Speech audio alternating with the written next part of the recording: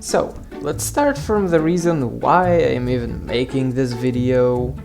While scrolling through an Egyptological subreddit, I came across a picture of Tutankhamun's cartouche. I found it interesting because it was one of the early ones, from the time when he was still called Tutankhamun.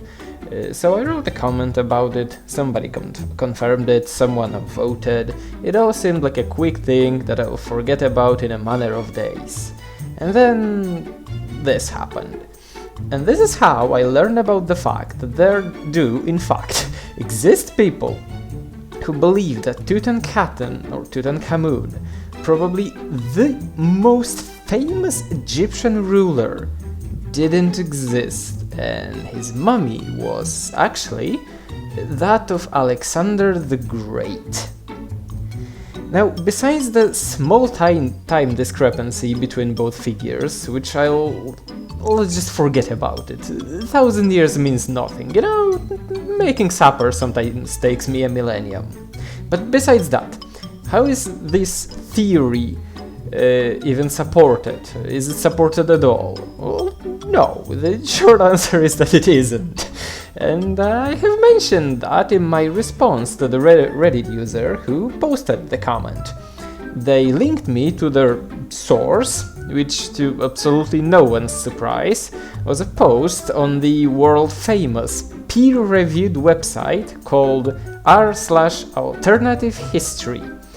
And the original post made dozens of arguments supporting their theory. However, I will cover only 3 for now, because if I were to cover the whole thing, this video would be like 5 hours long. So, starting off, and those points aren't in any specific order. So, starting off, their ages. The Reddit post mentions that Tutankhamun was older than what's being said, and his actual age is around 17 to up to 27, which would be much closer to Alexander's historical age of 32 or 33, at least at the moment of his death. Obviously, there is no source provided to support that, except for stating that a study from like 20 years ago says so. What study? Made by whom? Published where? Yeah, those are good questions, and I feel like even the author of this theory has no clue how to answer them. Also, the human body changes quite a lot between the ages of 17 and 27. Now, King Tut's actual age estimates put him somewhere between 17, and 19. Not only is that a much smaller, much more accurate time span, you know what I'm saying. We can pinpoint his age much more precisely than somewhere between the end of high school and the legal age for becoming the president of Italy, but the studies confirming it were done multiple times and published in reputable peer-reviewed journals, links to which I'll leave down below. Okay, so let's say you have about as much patience as I do and want the answer now. How do we know how old Tutankhamun was? Knee joints. Tut got an X-ray that shows his bones were about as fused as they get when you're between 17 and 19. And they couldn't fuse any better, they couldn't become much more solid, because the man died. Number 2. Tutankhamun's mummy color. According to our heroes, Alexander's body after his death, which wouldn't make much sense any other way, because if he was still alive I wouldn't have called him a body, was boiled before the mummification process could begin. Then they state that Tutankhamun underwent a high-temperature treatment of literally hundreds of degrees. Someone grilled a pharaoh, that's what they say. Why did they think that? What is the reason? What sparked that thought in their brains? Tutankhamun's mummy is black. Not like jet black, but deep brown, very deep brown, nearly black. And the reasoning behind it is that when your toaster burns your breakfast, it also turns black. So Tut must have been warmed up in a giant sandwich toaster. You know, ding, your pharaoh's ready. Mummy is in fact very much, as I've said, very deep brown, almost black. You may ask, well, why? Well, because that's what happens when you mummify a body. At least if you mummify it like the Egyptians did. The coatings which were used to cover the mummies consisted of a mixture of ingredients, including, amongst others, wax, resins, and bitumen. Bitumen, which is black. If you were to paint your car black, you would expect it to be black. I mean, at least that's what I would expect to happen. There's more to it though. Even if the mummy wasn't essentially smeared all over with black coating, what color do they expect a mummy to be? A dead organism drained of all its fluids and dried becomes dark brown, like fallen leaves. It also happens during the process of natural mummification and can happen simply due to the right environmental conditions being present at the time and place of said organism's death, like in a desert or in taiga. Also, not sure if our heroes had noticed that, but most mummies are nearly black. And most Egyptian mummies too.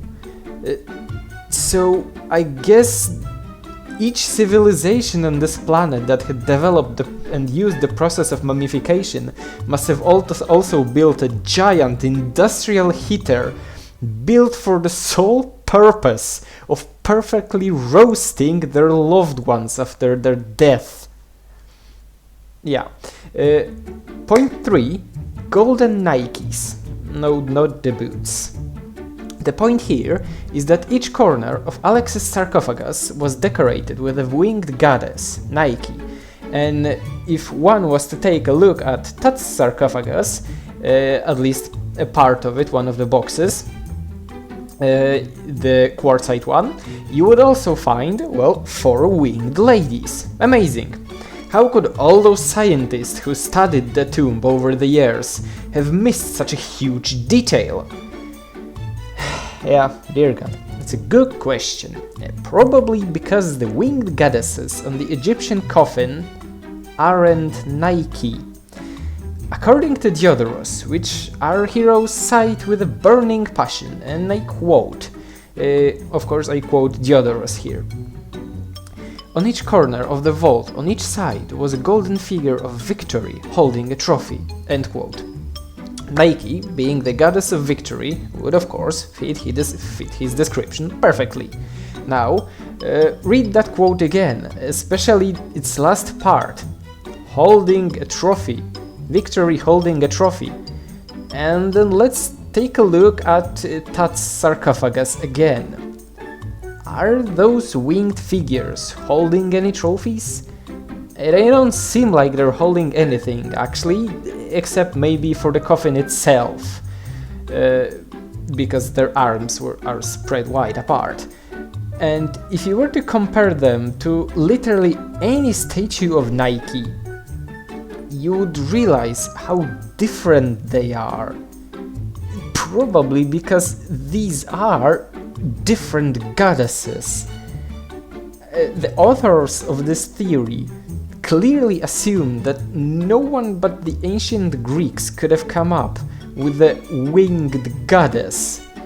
And to explain, the goddesses surrounding Tut's sarcophagus with their wings and arms are Isis, Nephthys, Neith, and Selket. All were powerful protector deities within the Egyptian pantheon, with Isis becoming one of the most influential characters of the whole Egyptian religion, her cult spreading into the far corners of the Mediterranean. And how do we know it's them? Because the Egyptians labeled the characters which they had drawn, painted or sculpted. In case of human figures, it was done exactly how you would think. The name was written as it was, so for example, Senbi, it was written near the character in the vicinity of their head, for example. So if you had a character, as I said, named Senbi, right in front or above his head, you would have the name Senbi painted or chiseled into the wall in hieroglyphics. This technique was also applied to the deities, with each deity also receiving their own personal trinket, basically a logo. For example, Anubis's logo, called in Egyptology a determinative, was a canine reclining on top of a shrine. In case of Isis, that determinative was the throne of Osiris, which she wore on her head. In case of Ra, that determinative might have been the sun disk. And Ra is a perfect example because the determinative itself is enough to recognize a deity and can serve as said label. And as I said, Ra is the perfect example because all we need to write the name Ra in hieroglyphics is the symbol of the sun, the thing that he wore on his head. And if you were to take a look at those goddesses on Tut's sarcophagus again, and keep in mind the thing that allows us to recognize Isis is the throne of Osiris on her head, amongst other things, let's take a look at them again. What is that visible on the head of one of the characters? Yeah, mayhaps it's that throne, that label, which literally allows us to say this is Isis because it's her name. Nephthys can also be spotted fairly easily, thanks to the bowl and a dwelling on top of her head, forming this chalice-like structure, and this structure on top of her head translates to Nebet Hut, which we can translate from ancient Egyptian as the mistress of the house.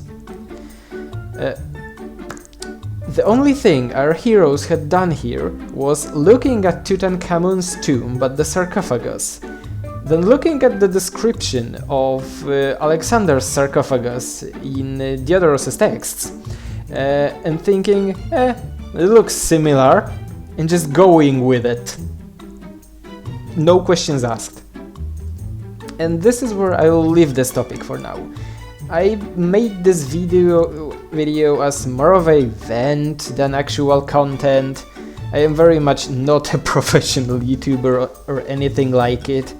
To all potential viewers, thanks for watching, and let me know if you would like to maybe see a part 2, or as the name of the channel suggests, some actual zooarchaeology stuff, or archaeozoology, whatever you wanna call it, you know what it is. So yeah, that would be it. Have a nice day.